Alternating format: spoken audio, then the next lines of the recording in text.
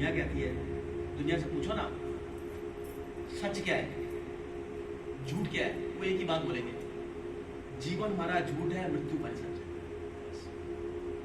मसीह के लोग क्या बोलते हैं, परमेश्वर का प्रेम सच है। ये सबसे बड़ा सच्चाई है, खुदा हमसे प्यार करता है, तभी चुनकर हमें लाया हो। दया बाहर बहुत है, परमेश्वर अनुग्रह भीतर है। वो ग्रहों की छांव में है, अनुग्रह की छांव में है। हमें चुना परमेश्वर ने, मेरे परिवार में से मुझे चुना, किसी और को क्यों नहीं चुना। रात में मैं ये सोच रहा था, प्रार्थना कर रहा था, एक एक नाम लेके, अपना दाद का परिवार, नान का परिवार, ससुराल परिवार, अपने मिलने जुलने वाले, तो उन सब में से मुझे चुना। तो कितना मैं भाग्यशाली हूं। कहा मुझे कुछ जाना चाहता था, आज हाथ जोड़कर मेरा स्वागत करते हैं, प्रभु ये तेरी महिमा मेरे पिता। मैं इस काबिल था, पर तूने इस काबिल बनाया मेरे पिता। साथी प्रभु ये तेरा प्यार है मेरे पिता। इसलिए चुना कि बस मैं चुपचाप अलग हो जाऊं। क्या जो प्रेम उसने मुझसे किया, उस प्रेम को मैंने बांटा, बताया। कहता तू प्रेम को बता दे, वो माने ना माने इच्छा उनकी है। मानेंगे तो आशीष पा जाएंगे, नहीं मानेंगे तो जो चल रहा है चलता रहेगा, पर तू उस लेखे से बच जाएगा।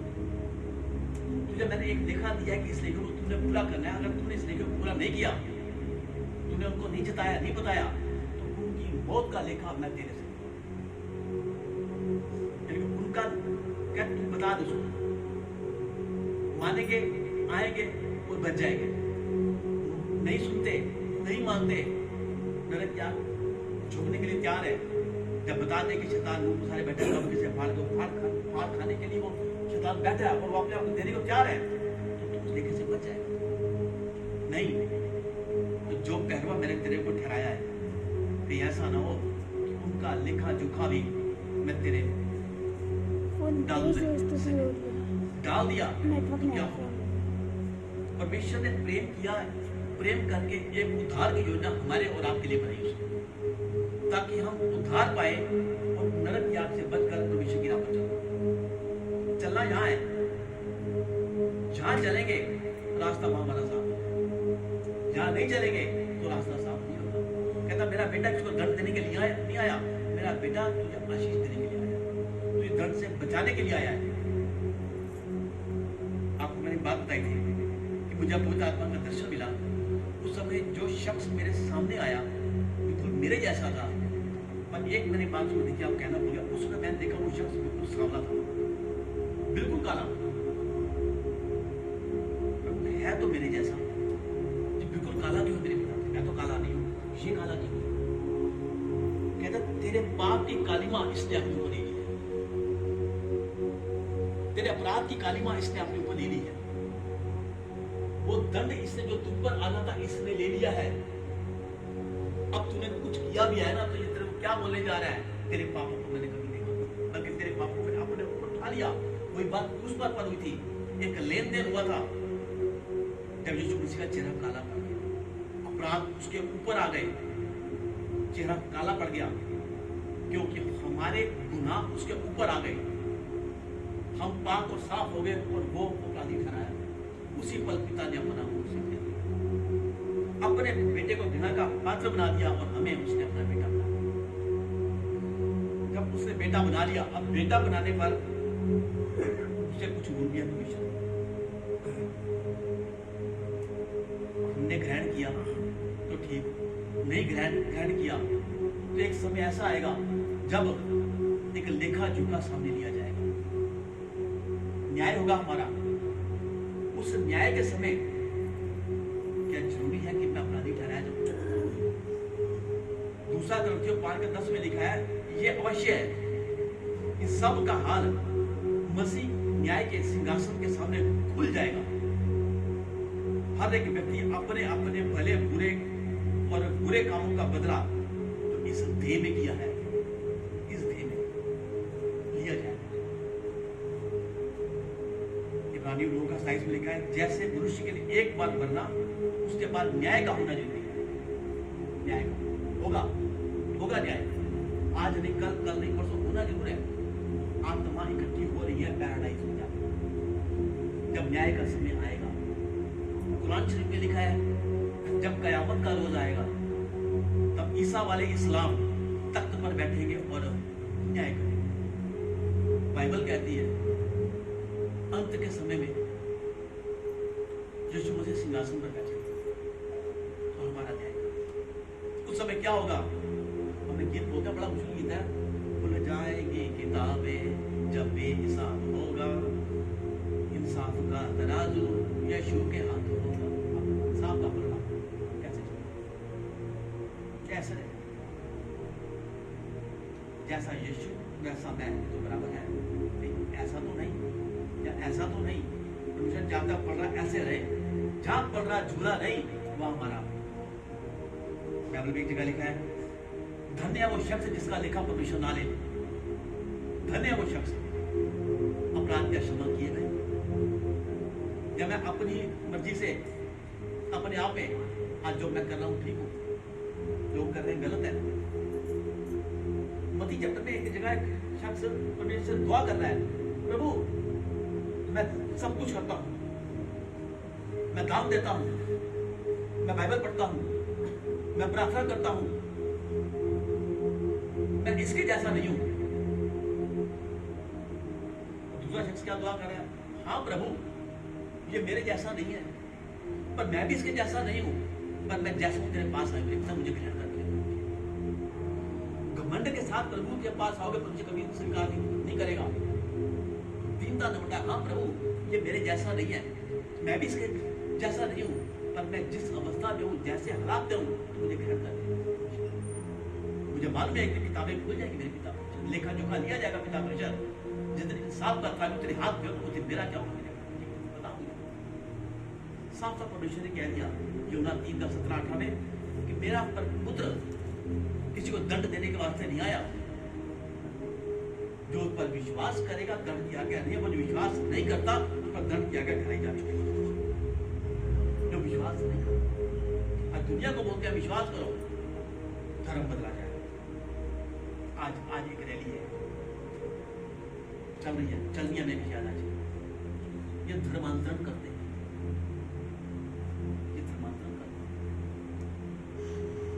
परमेश्वर ने धर्म बना कर दिया था नीचे, लेकिन इंसान को मना कर दिया था।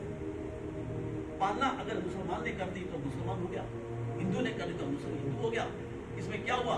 हाथों की कारीगरी ने उसको बना दिया, जनेऊ पहना दिया, बाल साफ डाल दिया, हिंदू हो गया। बैप्टिज्म दे दिया तो क्रिश्चियन हो गया। बाल तक के तलवार धारण कर ली सरदार हो गया, खतरा कर दिया तो मुसलमान। बस उसके बाद इंसानियत कहाँ गई? हमने अपना पहला स्थान परमेश्वर का नाम देकर आज हमने किसको दिया ये हम जानते हैं, आप सब जानते हैं। हमारा पहला स्थान आज कौन है? और उसकी जो उद्धार की योजना थी, हमें उद्धार देने की, हम उद्धार की योजना भूल बैठने पर हम क्या करते हैं? दोष पर दोष, दोष पर दोष, दोष पर दोष। मौका मिले इंसान पर, मौका मिले परमेश्वर पर, हम झुकते नहीं। हम कि ज़बान हमारी ऐसी। रोमियो 14 का 10, 11, 12 में साफ लिखा है, तू अपने भाई पर दोष क्यों लगाता है? फिर क्यों अपने भाई को तुच्छ जानता है? हम सब के सब परमेश्वर के न्याय के सिंहासन के सामने खड़े हैं। मत लगा दोष, मत कर। प्रभु कहता है मेरे जीवन की सौगंध, परमेश्वर आप सौगंध ले रहे हैं, मेरे जीवन की सौगंध। हम नहीं कह रहे, परमेश्वर ने कहा है हर एक घुटना झुकेगा मेरे सामने और हर एक ज़बान अंगीकार करेगी मेरा। उसके बाद एक ही पलड़ा होगा, एक ही धर्मशाला होगी और एक ही न्यायशाला होगी और एक ही हमारा चरवाहा होगा। मैं ऐसे लोगों को ढूंढ रहा हूँ, पेड़ों को इकट्ठा करना है मैंने। इसलिए हम में से हर एक ने अपना अपना लेखा देना है, याद रखना। उसका हक बनता है, वो लेखा लेगा। वो मैंने अपना पुत्र दिया था, तुमने विश्वास नहीं किया। क्यों नहीं किया? क्या वजह थी? मेरे पुत्र ने तेरे लिए कोड़े खाए थे, तूने विश्वास क्यों नहीं किया? मेरे पुत्र ने तेरे लिए अपना खून बहाया था, बल्कि अपना लोग का दाम चुकाकर तुझे खरीद लिया था। मेरा पुत्र जब सूली पर चढ़ गया था, तेरे पापों को मैंने उसके ऊपर डाल दिया था, तूने विश्वास क्यों नहीं किया? भयानक मौत वो लेकर चला गया हो, कब्र तक वो चला गया हो, पर तूने विश्वास क्यों नहीं किया? तेरे गुनाहों को, अपराधों को, श्रापों को उसने जड़ से मिटा दिया। इसका वचन भी कहते हैं कि तेरे पापों को, तेरे अपराधों को मैंने काली घटा के समान तेरे जीवन से मिटा दिया। तेरे गुनाह कितने भी काले गुनाह हो गए, इनकी तरह श्वेत। क्या तूने विश्वास किया? अगर नहीं, हमें चाहिए चकाचौंध, हो हल्ला, शोर शराबा, जैसे आजकल हो रहा है। दिन बुरे हैं, आने वाले दिन बुरे हैं, और जो चलेंगे भी दिन बुरे हैं। कहता है दिन बड़े शुभ है, पर ये शुभ नहीं है, ये दिन बुरे हैं। हर तरह का तंत्र मंत्र जादू नहीं, वो जो हमारे अपराध अपने ऊपर ले गया और हम अपनी चीज उसको फेंक रहे हैं। गलती हमारी है, गुनाह हमारे हैं, पाप हमारे हैं, पर हम कहते हैं हमारा चुनाव उसको। तो जीवन ने कभी सुख दिया है, पर वो हमें बहुत कुछ देने की तैयार है। पर हम नीति वचन 20-22 के अनुसार हम क्या कहते हैं? हम बुरा करते हैं, बुरा करके बदला लेना जानते हैं। आज हमारी पंगे न लेने की, हर बात में हमने उंगली करनी है, हर किसी को तंग करना है हमने। कहता मत क्या है, बुराई का बदला मैं लूंगा, जो होगा कि बाहर जो मैं तुझे छुड़ाएगा। उसको राह नहीं आता, उसकी क्यों नहीं आता उसको? जब तुमने मुझे खड़ा किया है, तूने मुझे जहाँ स्थिर किया मेरे पिता परमेश्वर, तूने शुद्ध आत्मा, तूने मुझे शुद्ध मन स्थिर आत्मा दी है, तो प्रभु ये मेरे मन में ये बातें क्यों आई पिता परमेश्वर? क्या मुझे बात बोली? एक बोले चार कभी कहीं कहता, बाइबल कहती है एक अर्थ ब्रह्मा दूसरा आगे कर दे, दूसरा उसका होगा। वचन कैसे तोड़ा गया वैसे, तो अपना दूसरा का आगे कर दे, कहता है नहीं दूसरा का उसी का होगा, फिर तीसरा उसी का होगा, चौथा उसी का होगा। हमने एक किया, हमने चार कर दी, क्या फर्क है हमारे बीच में? कहता मत कह कि मैं पलटा दूंगा। मैं पुरानी 10 का 30 में भी ये लिखा है, क्योंकि हम उसे जानते हैं जिसने कहा है पलटा लेना मेरा काम है, बदला मैं लूंगा। और फिर ये कहा कि प्रभु अपने लोगों में न्याय पलटा भी लेगा, न्याय भी करेगा, बदला भी लेगा। वो कहता तू चुपचाप रह, तेरा मुकदमा लड़ने वाला मैं। फिर भी हम चुप नहीं करता, इतने फायदे वो करता है, हर पल हमारे साथ है, अभी भी हमारे साथ है। इसलिए प्रभु के दास ने क्या बोला था, वो शायद याद होगा 2 हफ्ते पहले जब वो यहाँ पर आए थे। हम कहते हैं यीशु मसीह स्वर्ग में है, स्वर्ग में है, उठाया गया 40 दिन के बाद उठाया गया, लोगों ने जाकर स्वर्ग तो देखा, स्वर्ग चला गया, वो स्वर्ग में है ही नहीं। कहाँ है? हमारे बीच में। बाइबल कहती है जहाँ 2 या 3 नाम से इकट्ठा होंगे मैं उनके बीच में आऊंगा। हमारे बीच क्या कर रहा है वो? जहाँ घूम फिर रहा है, हमें नजर नहीं आ रहा, कोई बैठ जाता है, कभी खड़ा हो जाता है, कभी देखता है, कभी मुस्कुराता है। क्यों खड़ा है यहाँ पर? वजह क्या है खड़े होने की? कहते हैं वो हमें छूने को तैयार है। मत्ती 9:20 में उस औरत ने कहा था तेरा वस्त्र भी छू लूंगी तो चंगी हो जाऊंगी। आज वो देख रहा है कि कौन बीमार है, किसको छूने जाके, जो कौन सच्चाई से मेरी आराधना कर रहा है, कौन सच्चाई से वचन का मनन कर रहा है, किस तरीके से सुन रहा है, क्या उसे ग्रहण कर रहा है, या बस जहां तक किया आगे ग्रहण के लिए नहीं किया। बस आज वो छूने को तैयार है। पहले उसने छुआ था, आज वो छूने को तैयार है। यमुना चाहती हूँ सामना देखा, मैं ऐसे आराधकों को ढूंढ रहा हूँ जो सच्चाई से ग्रहण से मेरी आराधना करें। हमारे बीच में जहां सभा होगी वो आएगा ही आएगा, वायदा उसका, वो वहां नहीं है, वो हमारे बीच में हम। कहता या तू नहीं करता, तेरे शिखर भवन मन मंदिर में से वास करता हूँ, वास यहाँ करता है, हमारे बीच में जानते पहचानने बावजूद भी हम अपनी समझ हम सारा लेते हैं। व्यवस्था विवरण 32 का 35 में फिर वही बात कहता है, पलटा लेना, बदला लेना मेरा काम है, या उसके पांव फिसलने के समय प्रकट होगा, क्योंकि उसकी विपत्ति का दिन निकट है और जो दुख उस पर पड़ने वाला है शीघ्र आने वाला। कौन सा दुख आने वाला है? ये जब न्याय का सबसे बड़ा दुख का दिन।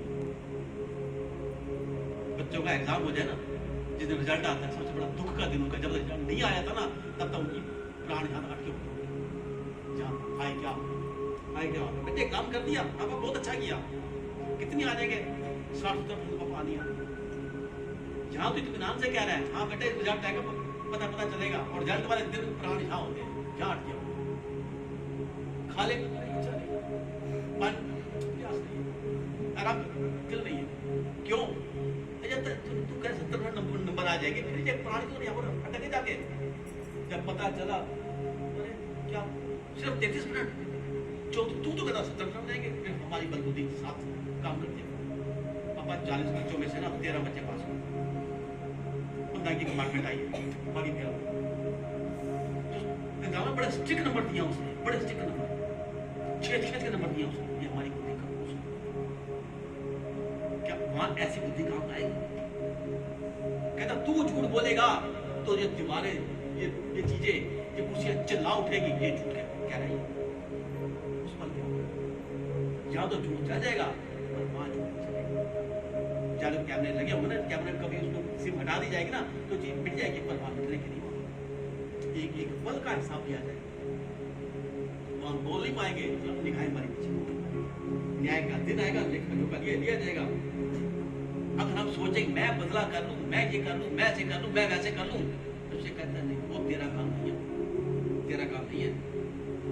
रोमियो 12:19 में लिखा, हे प्रिय, प्यार से कहते हैं मेरे प्यारे बच्चों, हे मेरे प्रियो, बदला ना लेना परंतु परमेश्वर के क्रोध को अवसर देना, क्रोध को अवसर देना।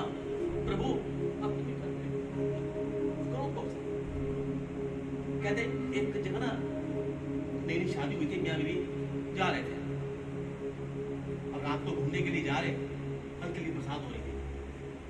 इसमें से पीछे से परमेश्वर का एक दास प्रभु की स्तुति करता हुआ भजन कीर्तन आ रहा था आराम से, गीत बोलता हुआ आपने चला था। अब बरसात में हुआ क्या, अचानक उसका पैर पानी के उसमें पड़ गया, गड्ढे में पानी उछला, जो जार से मियां बीवी उसकी बीवी के मुंह के ऊपर। गुस्सा उसको इतना आया, उसके आदमी को रख के मारे 2 चांटे उसको ऊपर, दास नीचे। कहता भाई मैंने जानबूझ के नहीं किया, मैंने नहीं किया, तो ये जान के किया, तूने पानी डाल दिया, तूने तो बरसात में तो गंदा पानी तूने डाल दिया, निकल। कहता प्रभु मेरा बदला तू मिलेगा, मैं सच्चा हूं, मैंने कुछ नहीं कहा। आगे गए, कोई पीछे से चलता था, आगे वो, उनके पीछे एक शख्स और जा रहा था। अब मियां बीवी जब आगे घर तक पहुंचे तो मियां देखा लाइट नहीं है, उन्होंने कहा तू नीचे खड़ी हो, ऊपर जाकर मैं टॉर्च लेकर आता हूँ, तो ऊपर चल। वो आदमी जैसी टॉर्च लेकर ऊपर गया, उसका पैर खड़म से नीचे गिरा, गिरती मर गया। अब 3 दिन की शादी हुई हो और ये हादसा हो जाए, अब वो आदमी उसे देखा, ये क्या, अभी तो मिल साथ जाता, ये क्या हो गया, तो वो भी खड़ा हो गया। इतने पीछे एक आदमी आ गया, कहता है इसी की बदवा लगी है, इसी ने इसको कर दिया, अब सारे उसके पीछे पड़ गए।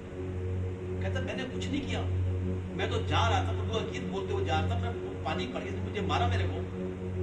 कहता बात तुझे बदवा दी ना, मैं तो कहा प्रभु पलटा तो मिलेगा।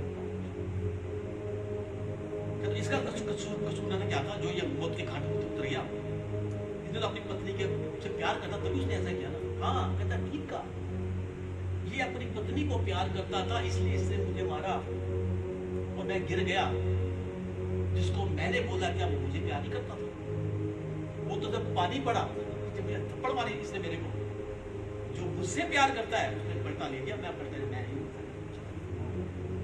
कहता तू चुप जा, तेरा पलटा नहीं, मैं तेरा पलटा दूंगा मैं, पर हम अपने सामने ऐसे हो जाते, संयम, धीरज, सहनशीलता कहाँ जाती है पता, वैसे प्रेज दो हालेलुया, भैया कैसे बात जाती पता चलता है बार बार क्या परेशान।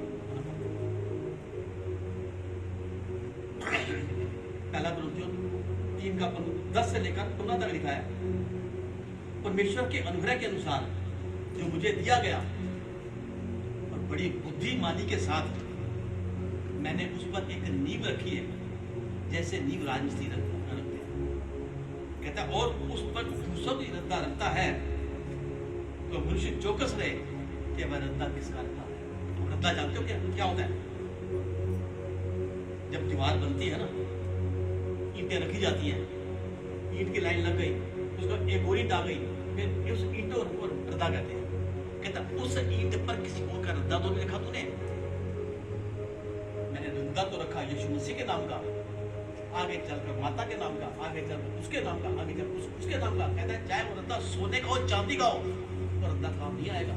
रद्दा वही काम आएगा जो मिट्टी का रद्दा, जो तू भी मिट्टी का बर्तन है, तो उस मिट्टी से वो अपनी महिमा लेगा। और वो मिट्टी को जानता है मिट्टी कैसे, क्योंकि मैं मिट्टी का कुम्हार मैं। कहता उस मिट्टी के रद्दे पर उस मिट्टी का ताई ये रखा जाएगा, क्योंकि उस रद्दे को छोड़ जो कोई और रखेगा वो रद्दा यीशु मसीह का नहीं होगा, वो रद्दा होगा वो। कहता है यदि उस रद्दे पर, उस नींव पर सोना चांदी घुमोल चीज भी रखी जाए तो सारी बेकार है वो। हर एक काम प्रकट किया जाएगा, क्योंकि होगा उस दिन। कहता है जिस दिन वो काम आपकी तरह परखा जाएगा, तो आप एक एक को परखेंगे। आग का काम क्या है? जलाना। कौन बचेगा उस आग में से? वो दिन कहता है डरते और कांपते हमारे सामने आएगा। उस आग की परख में क्या हम जिंदा निकल पाएंगे? जैसे चित्र में बेशक वो निकले थे, जैसे डैनियल निकला था, जैसे अब्राहम निकला था, जैसे नूह निकला, या हम निकल पाएंगे? वो निकलने के बाद भी धर्मी नहीं ठहराए गए।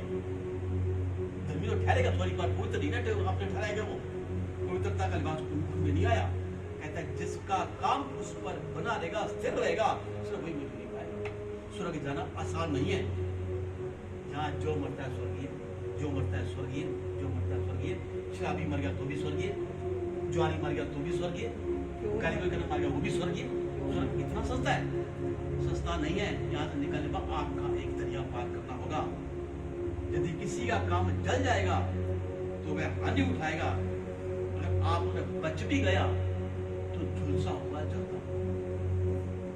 यदि जले हुए शख्स को देखो जरा,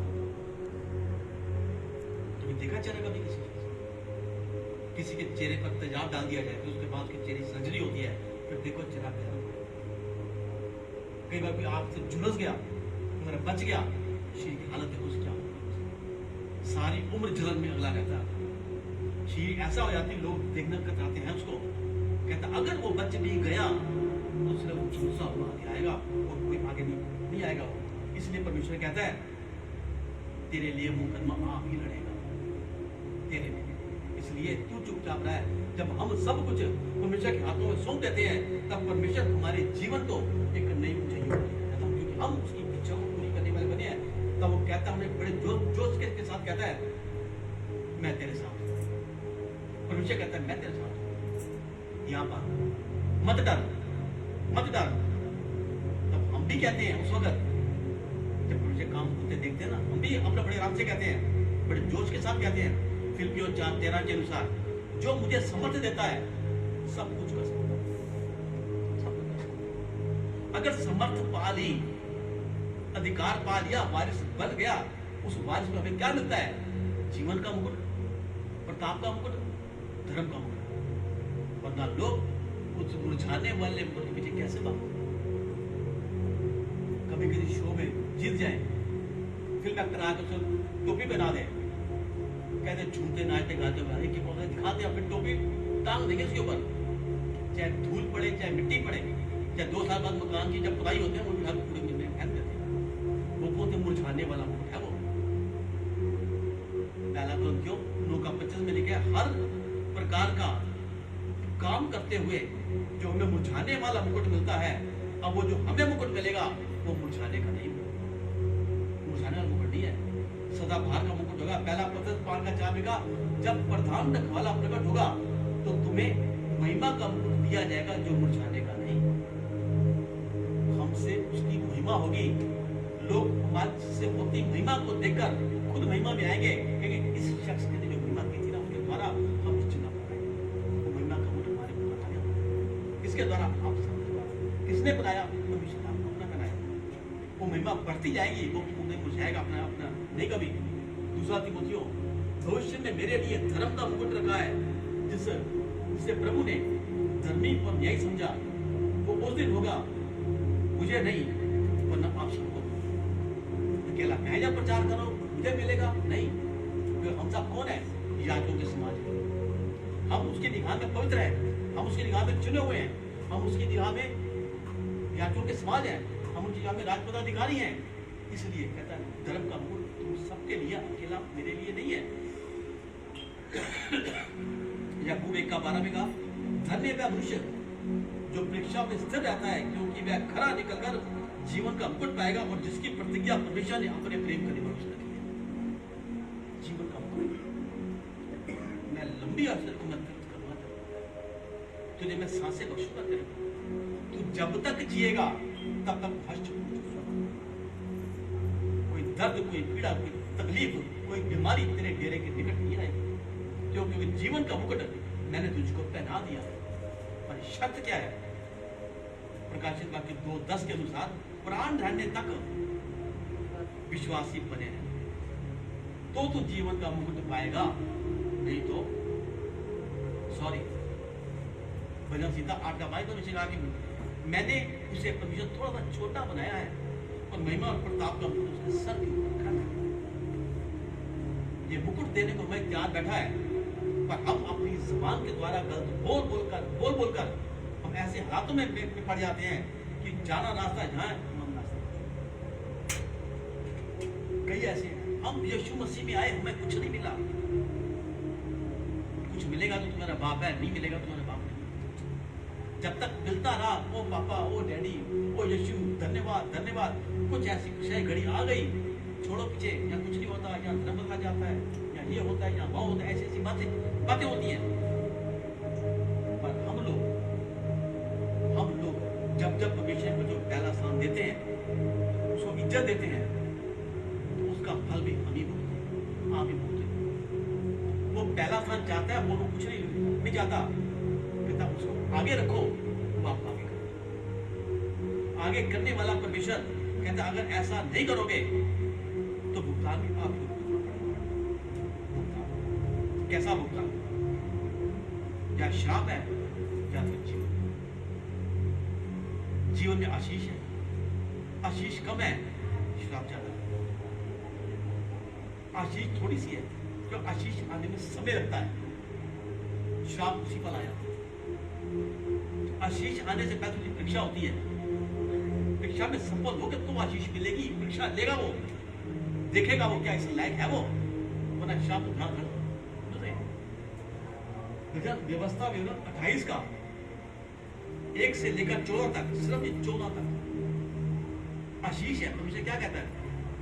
यदि तू अपने परमेश्वर यहोवा की सब आज्ञाएं आज जो मैं तुझे सुनाता हूं बड़े ध्यान से मन लगाकर सुने, तो मैं क्या करूंगा तेरे साथ?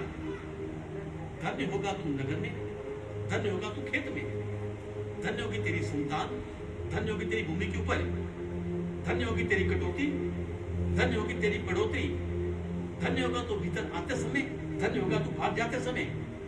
जितने गांवों में तू हाथ लगाएगा उन सब पर यहोवा तुझे आशीष देगा। यहोवा तेरे लिए आकाश छुपी उत्तम भंडार खोलकर तेरी भूमि पर में बसाएगा। जिस काम में तू हाथ डालेगा वो सारे काम सफल हो जाएंगे। तो ये हमेशा सर बनाएगा, पूछ नहीं। तू उधार देने वाला बनेगा, लेने वाला नहीं।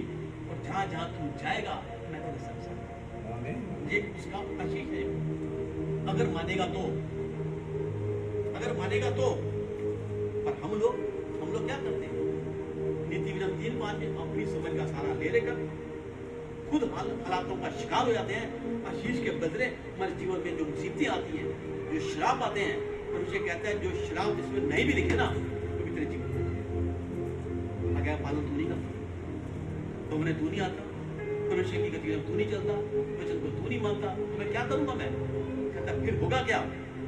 श्राप कितने हैं? 28 व्यवस्था में 28 से 1 से 14 तक आशीष है। 15 से लेकर 65 तक श्राप है। कितने श्राप? क्या क्या श्राप? सुन के कांप जाता है इंसान। ध्यान से सुना जाए, उसने लिखा है यदि तू मेरी आज्ञा को मानकर ना चलेगा, मेरी विधियों को नहीं सुनेगा, तो क्या होगा? श्रापित होगा तू नगर में, श्रापित होगा तू खेत में, श्रापित होगी तेरी कटौती, श्रापित होगी तेरी बढ़ोतरी, श्रापित होगी तेरी संतान, श्रापित होगी तेरी उपज, श्रापित होगा तू आते समय, श्रापित होगा तू जाते समय।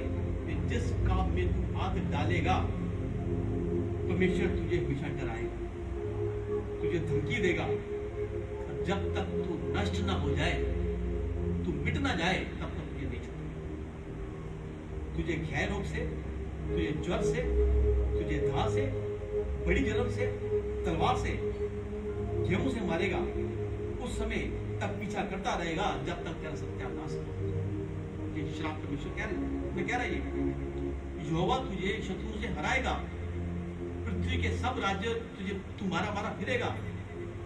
तू जिस काम में हाथ डालेगा वो काम कभी सफल नहीं होंगे। इस संसार के सारे फोड़े, फुंसियां, बवासीर, दाद, खुजली ऐसे ऐसी पीड़ा तुझे को मिलेगी कि तू चंगा ना हो सके, इसमें तू पागल हो जाए। ये श्राप है। तू विवाह करने तो जाएगा, पर उसमें कोई तीसरा बंदा आके उसको नष्ट कर देगा। तू घर तो बसाने जाएगा, पर तू घर बसा नहीं पाएगा। तू दांत की बारी तो लगाएगा, पर तू उसे खा नहीं पाएगा। तू अपनी भूमि उपज तो लगाएगा, और उसकी कमाई तू खा ना पाएगा। खेत में तू बीज तो डालेगा, उपज थोड़ी सी होगी, क्यों? टिड्डियां उसको खा जाएंगी। पेड़ पौधे लगाएगा, फलों वाले पेड़ लगाएगा, पर तोड़ने ना पाएगा, क्योंकि कीड़े उसको अगर खा जाएंगे। जहां तू परदेसी होकर रहेगा, तू ऐसा करता है। और जो परदेसी तेरे घर में आएंगे, वो फलेंगे फूलेंगे, और तू ऐसा करता है। कई बार ऐसा भी हमने देखा है, हम जिस घर में किराएदार थे ना, वो घर हमने खरीद दिया। कहते ना कि बात, इसका मतलब किराएदार अशिक्षित है, मकान मालिक है वो जो घटता जा रहा है। किराएदार उस मकान को ले लिया, इतना चीजों से भर गया। कहता जो तेरे पास परदेसी आएंगे वो बढ़ते जाएंगे, पर तू बढ़ता है। तू उधार लेगा, पर तू देने वाला नहीं बनेगा। जो तेरे वंश पर अनोखे अनोखे दंड देगा। जितने रोग दंड इस व्यवस्था की पुस्तक में नहीं लिखे, वो सभी के सभी तुझ पर आएंगे, सत्यानाश होगा।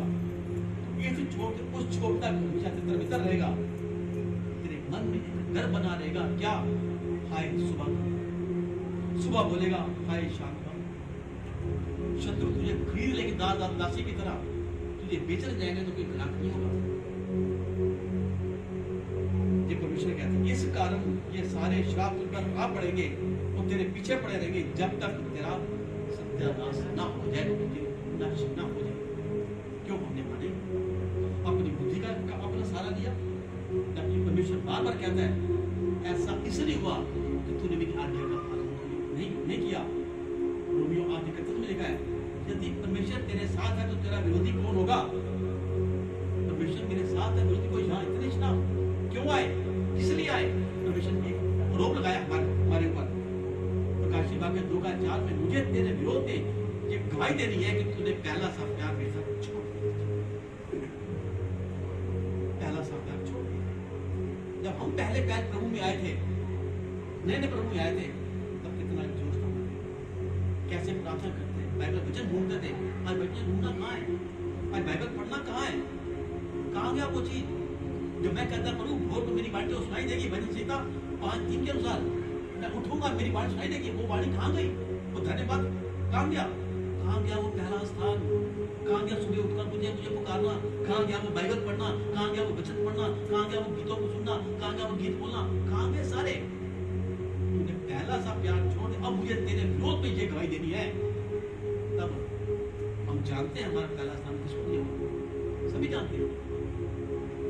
छोटे बच्चे से लेकर बूढ़े इंसान तक मोबाइल सामने है, ट्रेन में बैठे हैं, लंबा सफर है, 3-4 घंटे लोड कर लो, चलो तुम्हारा टाइम कट जाएगा। कभी किसी ने कहा 6 घंटे का सफर, 6 घंटे प्रार्थना करता जाऊँ, कभी कहा मेट्रो में 1 घंटे का सफर है, चलो आज 1 घंटा मिल गया तो बाइबल पढ़ता जाऊंगा, कहा किसी ने? नहीं। और बाइबल पढ़ भी रहा होगा ना, 4 दिन भाई ऐसी होगी कि क्या न पढ़ रही। दुनिया 30 न करेगी, पर दुनिया 30 करे तो करे करे, क्या करते हैं? क्यों करते हैं ऐसा? बच्चे हैं छोटे छोटे 7 साल के बच्चे, मोबाइल हाथ में अपना पढ़ा दिए, बच्चे मोबाइल में अपना लगे हो। मजाल है, बच्चा रोज है, बच्चा कुछ मांग ले, बच्चा मोबाइल छोटे छोटे बच्चों की भी शैतान ने काम करना शुरू कर दिया। पहले कहते थे ये डब्बा है ना, ये डब्बे ने लोगों को तलाश कर दिया।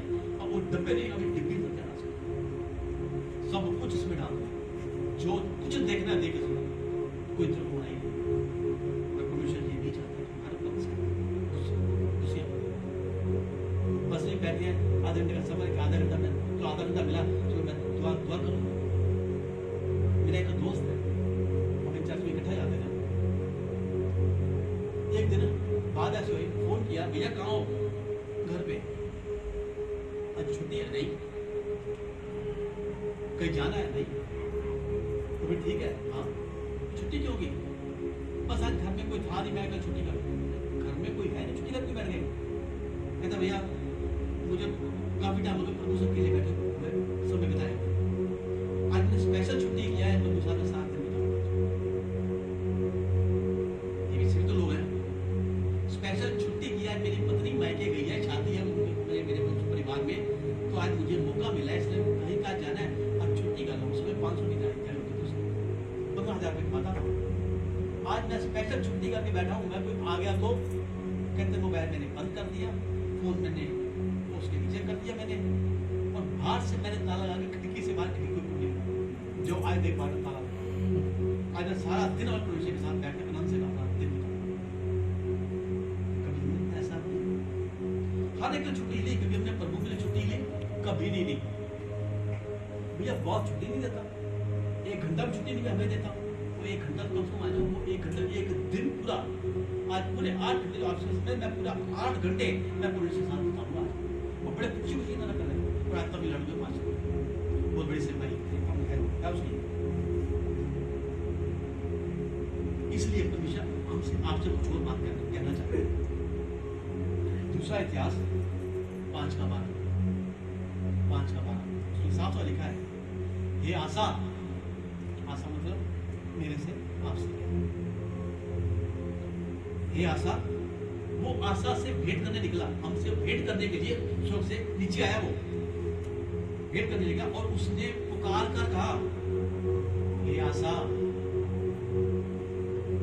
ये मुकेश, ये योगेश, ये कपिल, ये संगीता, ये राकेश, ये राजेश, ये बुला रहे, ये सारे यहूदिया और बिन्यामीन तेरे सारे घराने, ये भी मेरा घराना है, आप दिखाने मेरा दुनियावी घराना जहाँ मैं पैदा हुआ, तेरे सारे घराने मेरी सुनो।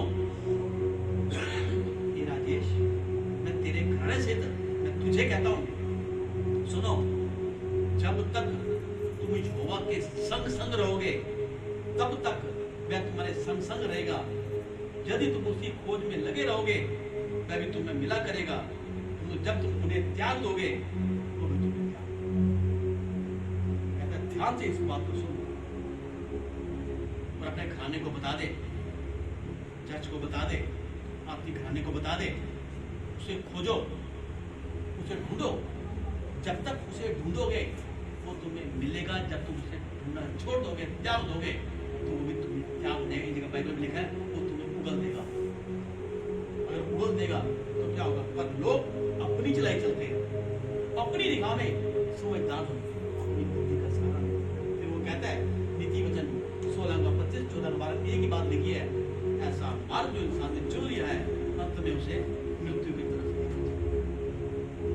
ऐसी बातें परमेश्वर कहता है। तो अब वो परमेश्वर जो मेरी बात कहता है अगर मैं तेरे ऊपर मुकदमा कर दूं, मुकदमा तो होगा, न्याय का दिन तो आएगा, तब तेरी हालत खराब।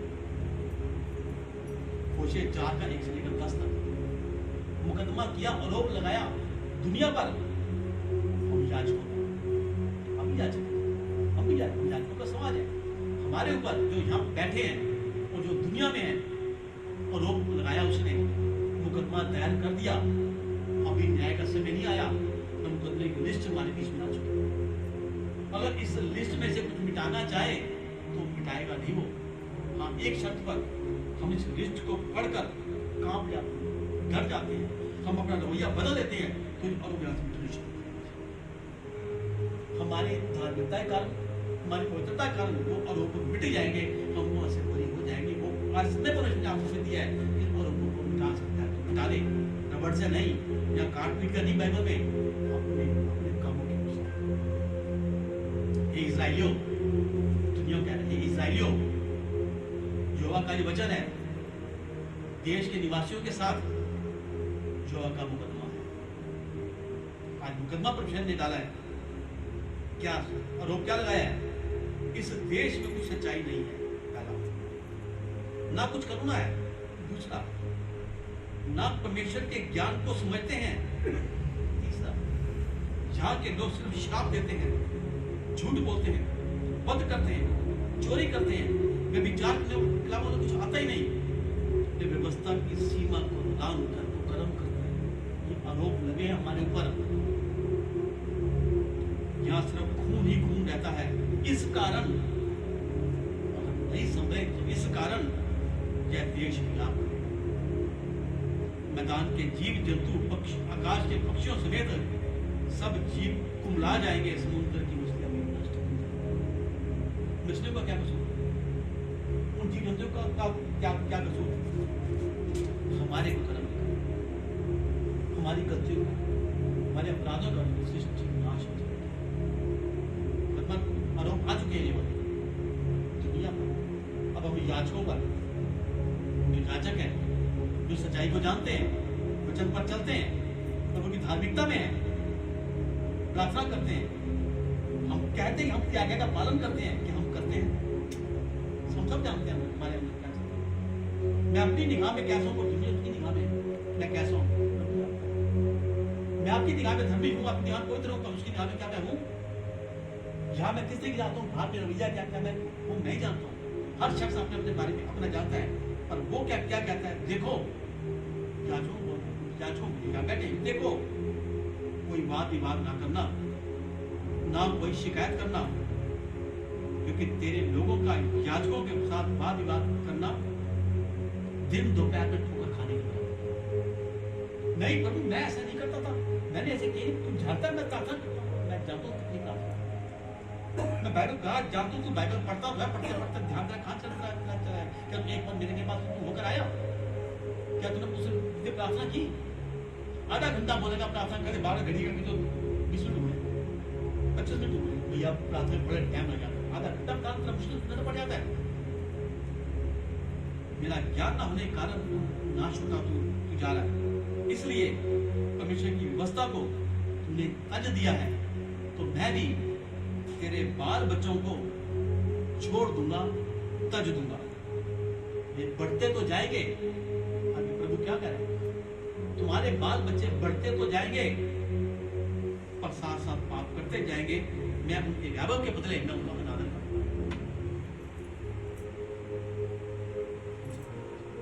अनादर करूंगा। इसलिए मेरी प्रजा की यह दशा होगी, और वही याजकों की भी होगी। क्योंकि आदमी लिखा है, 4 प्रजा की जो हाल है, जो हालत होगी, वही मेरे याजकों की भी होगी। मैं उनके चाल चलनों को दंड दूंगा, उनके कामों के अनुसार उनको बदला दूंगा। क्या खाएंगे पिएंगे तो सही, पर तृप्त न होंगे, क्योंकि उन्होंने मुझ पर मन लगाना छोड़ दिया है।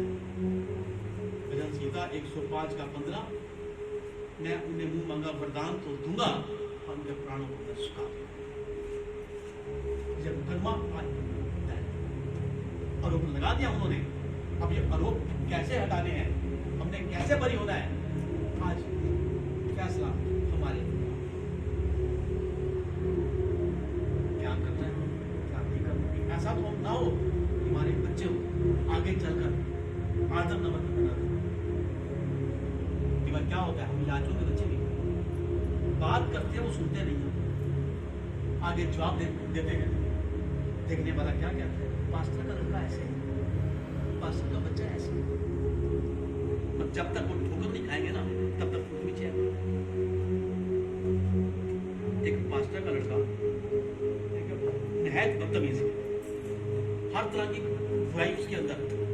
पास्टर रोज कहता है प्रार्थना कर, दुआ कर, बाइबल पढ़े, पर वो नहीं करता। एक दिन क्या आया, उसने क्या देखा, उसकी मौत हो गई। डेड बॉडी यहाँ पड़ी है सामने, डेड बॉडी के ऊपर कुत्ता बैठा खा लेगा। वो जीवना चाह रहा, पर चलाना चाह रहा है, पर चला नहीं पा रहा। शोर में जाता तो सुनता नहीं है, आत्मा वहां खड़ी, बॉडी यहाँ पड़ी है, बॉडी का कुत्ता बैठा खा लेगा। बड़ा भयानक कुत्ता, कितनी बार कुत्ते उठाया नहीं हटा, घर वाले भी हटा पा रहे। कहता समय आया, कहता है इसका फ्यूनरल करने लेके चलो। वो चिल्ला रहा है, मैं सामने खड़ा हूँ, क्या करूँ, मैं सामने खड़ा हूँ। पर नहीं, बॉडी को उठा दिया।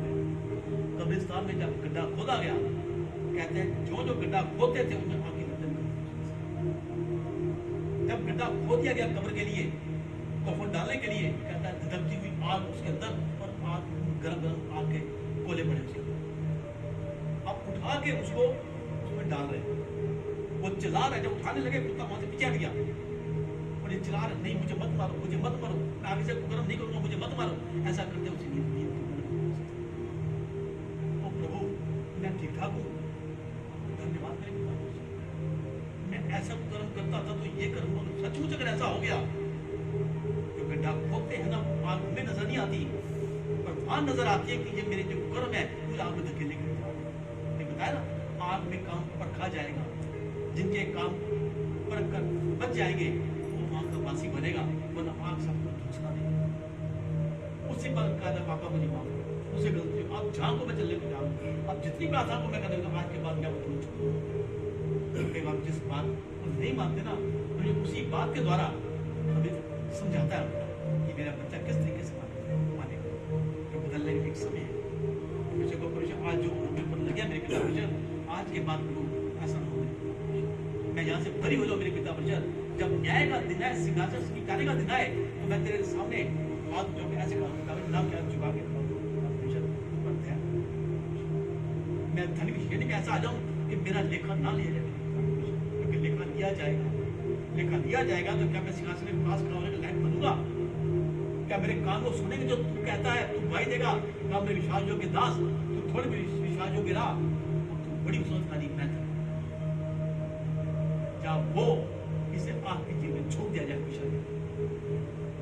ये दूसरी मृत्यु होगी ये वाली, बार का ये दूसरी मृत्यु है। ये सारे ग्रंथ एक मृत्यु कहते हैं, पर बाइबल में दो मृत्यु, एक दूसरी सारी।